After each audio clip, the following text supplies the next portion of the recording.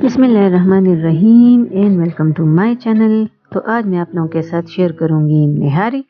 ख़ास क्या है इसमें? ख़ास इसमें ये है कि ये लो फैट है, यानी इसमें बहुत ज़्यादा वो चिकनाहट नहीं होगी। तो इसके लिए मैं बोंग का गोश्त जो है वो ले रही हूँ और उसके साथ मैं हड्डियाँ ले रही हूँ कि जिसमें नली जो है वो मौजूद है। ये आप लोग देख लें कि बोंग के इतने बड़े बड़े पीसीस जो हैं वो मैंने करा दिए हैं। और बोंग के गोश्त में निहारी जो है वो बहुत ही ज़्यादा ज़बरदस्त बनती है। निहारी के मुतालिक आम कंसेप्ट जो पाया जाता है कि बहुत ज़्यादा तेल वाली कोई वो चीज़, लेकिन हम उसके ऐसे नहीं बनाएंगे। ये सिर्फ क्वार्टर कप ऑयल जो है वो मैं प्रेशर कुकर के अंदर ले चुकी हूँ। इसको मैं लो फ्लेम पे प्रेशर कुकर में पकाऊंगी। एक छोटी सी प्याज के जिसको मैंने फाइनली चॉप किया है वो मैंने इसके अंदर डाल दी।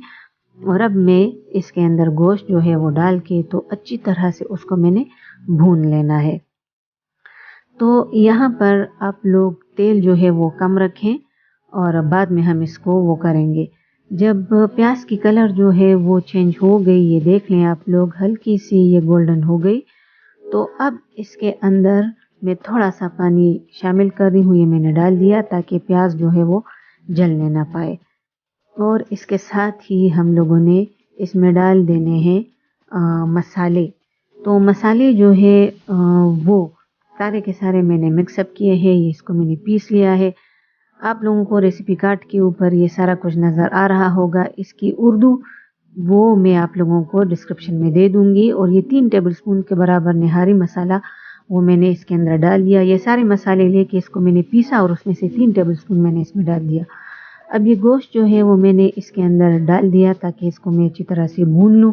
हड्डियाँ अभी मैंने नहीं डाली क्योंकि वो फिर बहुत ज़्यादा मसला करती। तो सिर्फ गोश्त जो है बोंग का गोश्त वो मैंने डाल दिया और इसको मैं अच्छी तरह से भून लूँगी।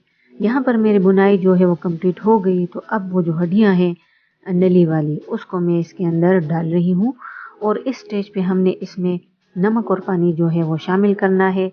मैं इसमें जो नमक शामिल करूँगी तो वो 1 टेबलस्पून भर के मैं डालूँगी।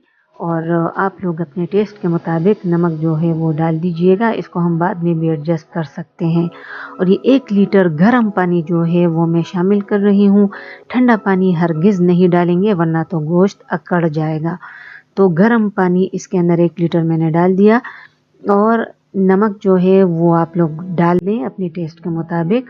और इसके बाद प्रेशर कुकर का ढक्कन लगा के इसको हमने गलने के लिए छोड़ देना है। लेकिन फ्लेम को हम लोग बहुत ज़्यादा हाई नहीं रखेंगे। फ्लेम जो है वो हम लोग लो रखेंगे ताकि इसका जायका जो है वो निकल के आए और इसका ये पानी एकदम से खुश्क ना हो। तो ये ढक्कन मैंने लगा दिया।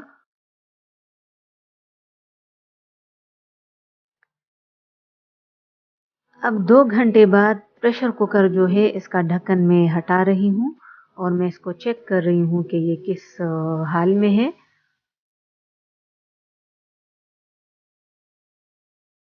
प्रेशर को खुद ही अंदर ख़त्म हो जाने दें। इसके ढक्कन जो है वो ना हटाएं क्योंकि इससे फिर फ्लेवर में कमी आती है।